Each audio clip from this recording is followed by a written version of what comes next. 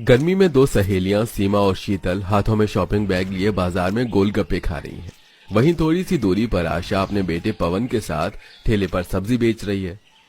वो सब्जी बेचने वाली को देख रही हो, वो औरत अपने बेटे का रिश्ता लेकर आई थी मेरे घर। मैंने तो अपनी माँ को साफ साफ कह दिया, मैं ऐसे गरीब सब्जी बेचने वाले ससुराल बिल्कुल नहीं जाने वाली। इन गरीबों से अगर मैंने एक एसी लाने को कह दिया ना, तो आने वाली गर्मी में ये लोग मेरे लिए एक एसी तक नहीं ला पाएंगे।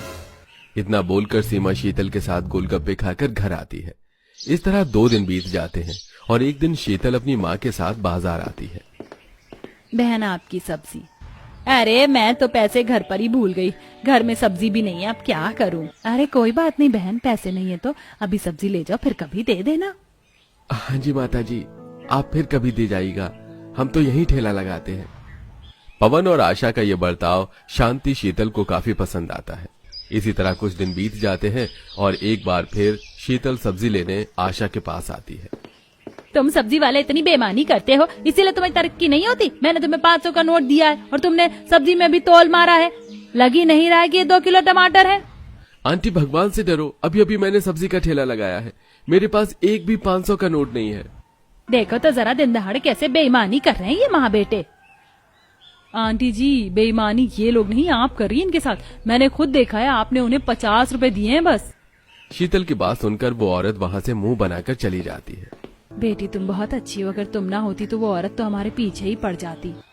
आशा को शीतल काफी पसंद आती है। इसी तरह समय बीतता है और एक दिन शीतल के लिए पवन का रिश्ता आता है। तो वहीं शांति को भी पवन पसंद था अपनी बेटी के लिए, तो वो रिश्ते के लिए हाँ कर देती है।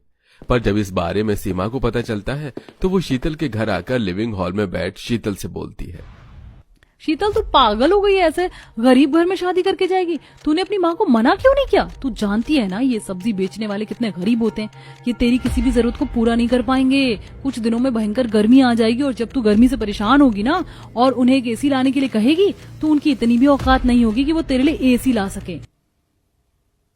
सीमा, तू जिसकी बुराई कर रही है वो मेरा होने वाला ससुराल है और मेरी माँ ने मेरा रिश्ता तय किया है, तो कुछ सोच समझ कर ही किया होगा।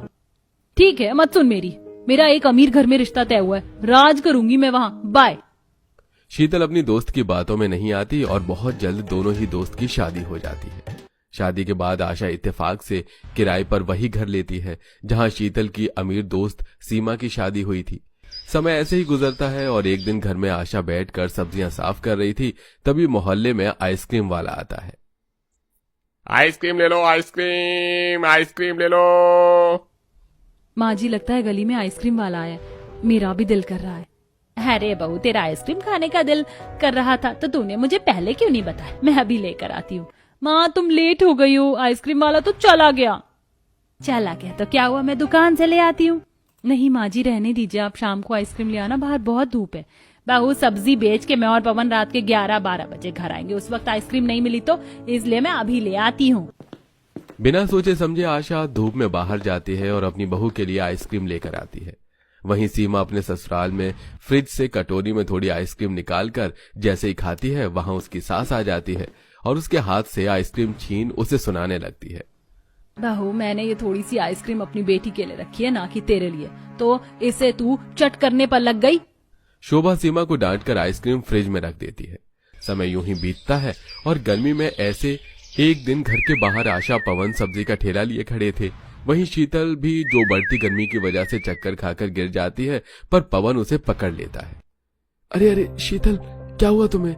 खुद को संभालो, तुम्हारी तबीयत तो ठीक है? घर में सिर्फ एक पंखा है और गर्मी बढ़ती जा रही है, इस वजह से हल्के से चक्कर आ गए थे मुझे। आदत नहीं है ना बिना एसी के रहने की। माँ भाभी सही कह रही, गर्मी बहुत बढ़ गई है, अब हमें भी अपने घर में एक एसी ले ही आनी चाहिए। तू सही कह रही है काजल, पवन इस गर्मी में तू एक एसी ले ही आ बेटा। मैं किसी से कुछ पैसे उधार मांग लूंगी और तेरे पास जितने भी पैसे हैं तू उन्हें जोड़ ले। और बहू, आज तेरी तबीयत ठीक नहीं, इसलिए तू सारा दिन आराम करेगी, घर के काम काजल संभाल लेगी। माँ, एसी 10-20 हजार की नहीं आती, आप सब मेरी फिक्र मत कीजिए, मैं ठीक हूँ। शीतल घर में एसी लाने से मना कर देती है, पर घर वाले कहाँ मानने वाले थे। पवन अब एक एक पैसा जोड़ने लगता है, तो वहीं काजल भी नौकरी की तलाश करने लगती है। तो वहीं सीमा एसी चलाकर कमरे में आराम कर रही होती है और तभी वहां शोभा आकर एसी बंद कर देती है। देख रही है करिश्मा बेटा, यहाँ तेरी भाभी एसी चलाकर आराम फरमा रही है और तू वहाँ भूख से मर रही है। एसी चलाकर लेटी क्यों है? उठकर मेरी बेटी के लिए खाना बना। माँ जी आज मेरी तबीयत कुछ ठीक नहीं, इसलिए थोड़ी देर एसी चलाकर आराम कर रही थी। ये कैसी तबीयत है जो एसी चलाकर ही ठीक होगी? बहानेबाजी बंद करो और मेरे लिए खाना बनाओ। बीमार होने के बाद भी सीमा के ससुराल वालों को उस पर तरस नहीं आता। समय ऐसे ही बीतता है और इस बीतते समय में पवन और आशा सुबह से देर रात सब्जियां बेचती। यहाँ तक कि कई बार पवन ठेला लेकर जाता तो वहीं आशा सिर पर टोकरियां लेकर गलियों में जाती। वहीं काजल घर में ही बच्चों को ट्यूशन पढ़ाने लगती है और इस तरह से सब पैसे जोड़ते हैं। और एक दिन शीतल सीमा से उसके मिलने घर आती है। अपने दोस्त को देख सीमा एक बार फिर एसी चला देती है और अपने दोस्त के लिए चाय, नमकीन, बिस्किट लेकर आती है।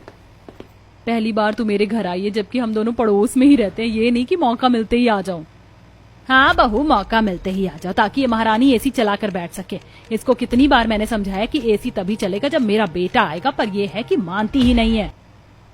इतना बोलकर शोभा एसी बंद कर देती है और वहां से चली जाती है। शोभा का ये बर्ताव देखकर शीतल को बड़ा अजीब लगता है, तो वहीं सीमा की नजरें शर्म से झुक जाती हैं। इसी तरह कुछ दिन और बीत जाते हैं और शीतल के ससुराल वाले कुछ पैसे जोड़ते हैं। ऐसे ही एक दिन शीतल फिर चक्कर खाकर गिर जाती है और काजल डॉक्टर को बुलाकर लाती है, जहां उसे खुशखबरी मिलती है। और तभी आशा और पवन सब्जी बेचकर बची सब्जी की टोकरी लेकर अंदर आते हैं। माँ खुश हो जाओ, बहुत जल्दी तुम दादी बनने वाली हो। बहू तूने तो मुझे दुनिया की सबसे बड़ी खुशखबरी दे दी। पवन, मैंने तुझे एसी लाने के लिए बोला था, क्या हुआ? माँ चिंता मत करो, इस महीने एसी आ जाएगा। शीतल की प्रेगनेंसी से पूरा परिवार काफी खुश होता है। और एक दिन जब शीतल सब्जियां बैठकर साफ कर रही थी तो उसकी अचानक तबीयत खराब हो जाती है। उसे बार बार उल्टी होती है और चक्कर आने लगते हैं। जैसे वो बैठती है फिर से सब्जी साफ करने, काजल कहती है, भाभी आप नींबू पानी पी लो। नहीं काजल, सब्जी ठीक करनी है, माँ जी को सब्जी बेचने बाजार भी तो जाना है। नहीं बहू, तुझे बीमार छोड़कर मैं बाहर नहीं जा सकती। ये पवन का बच्चा कहाँ रह गया? मैंने उसे बोला था कि आज के आज एसी लेकर आए। मैंने उसे अपनी दोस्त से कुछ पैसे उधार लाकर भी दे दिए, फिर क्यों नहीं आया वो अब तक? आशा बात कर ही रही होती है कि तभी पवन एसी वाले के साथ एसी लेकर आता है। कुछ देर में उसके घर में भी एसी लग जाती है और पूरा परिवार एसी में बैठता है। माँ, तुम्हारी बहू के लिए मैंने एसी लगवा दिया है। 50,000 रुपए दे दिए हैं। हम सब ने जो मेहनत की थी और उधार लेकर जो पैसे जमा हुए थे, बाकी किश्त बन गई है।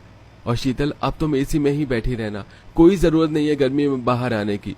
और अगर ठंड लगे तो एसी बंद कर देना। माँ, मैंने सब्जी ठेले पर रख दिया, आप और भैया बाजार चले जाओ, मैं भाभी का ख्याल रखूंगी। इस तरह पवन और आशा सब्जी का ठेला लेकर सब्जी बेचने जाते हैं।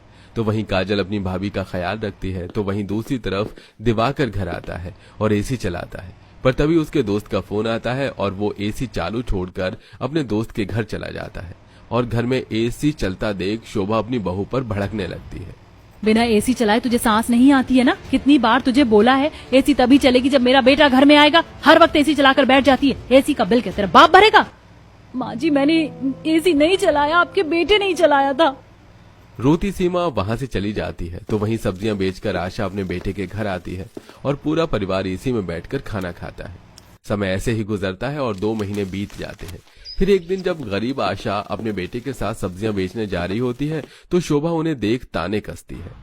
मेरे घर में एसी लगा देख, अब गरीब सब्जी बेचने वाले भी अपने घर में एसी लगाने लगे। 1 महीने जब बिल भरेंगे ना तो सारा शौक खत्म हो जाएगा। आंटी, आप हमारे बिल की चिंता मत कीजिए, मुझे भी नौकरी मिल गई है। जैसे हमारा घर चल रहा था वैसे ही घर चलेगा। और रही बिजली की बात, तो बिजली का बिल तो मैं भी भर सकती हूँ। काजल की बात सुनकर शोभा घर में चली जाती है। और जब सीमा को पता चलता है कि उसकी दोस्त गर्भवती है और उसके घर में भी एसी लगी है, तो वो ये सब देखने और मिलने के लिए उसके घर आती है, जहाँ शीतल बेड पर बैठी एसी की हवा खा रही थी। तेरे घर में तो बहुत ठंडक है, तुम हर वक्त एसी चलाकर हवा खाती हो क्या? सोचा भी है तुमने बिल कितना आएगा? तेरी सास कुछ बोलती नहीं है क्या? अपनी सास का मैं तुझे क्या ही बताऊं, देखा ही होगा तूने मेरी सास मेरी कितनी परवाह करती है। ये एसी भी उन्हीं की लगवाई हुई है और कहती है बिल की टेंशन मैं ना लूं। बेटा, एसी लगवाई इसलिए ताकि गर्मी से बच सके। तुम नाश्ता करो, मुझे सब्जी बेचने जाना है।